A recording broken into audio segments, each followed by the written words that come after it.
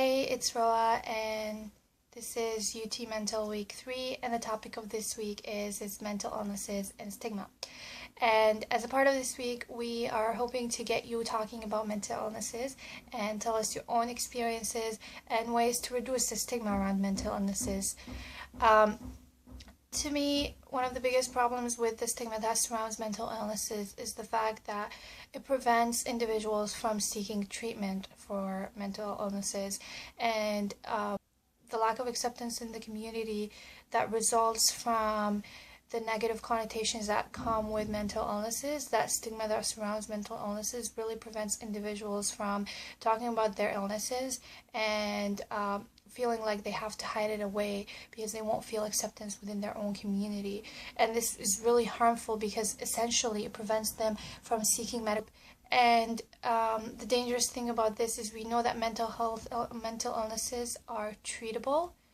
And to me, some of the ways to reduce the stigma about mental illnesses, other than talking about it in an open manner, it's just watching the language that we use in public. So using things like, I'm so depressed, or are you bipolar, or this is crazy, all these women, and present mental illnesses in such a negative way.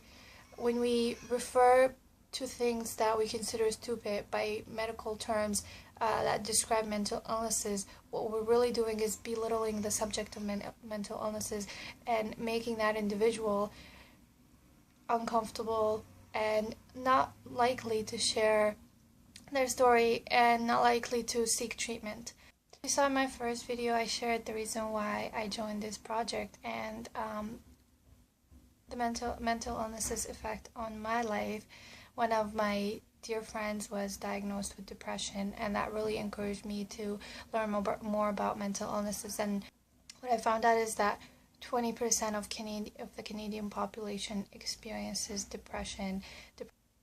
Depression is a very prevalent disease that we have in Canada, and really it's really sad to see someone go through depression and not being able to talk about their illnesses because of the amount of stigma that we associate with mental illnesses. And I was privileged enough to have my friend open up to me about their mental illness and tell me about their experience with depression. What I pushed myself to do is actually learn of ways to help those going through mental illnesses. So if you know a friend who's going through mental illnesses, know the resources that you have available to you that you can guide them to so they can seek medical assistance. So whether it's something like a helpline, the Peel Distress Center that individuals can call and talk. Something we have at UTM is a community safety sheet that we have that you can find in the info booth or anywhere around campus, and it really gives you some of the resources that students can go to. It's helplines and support services on campus and off campus.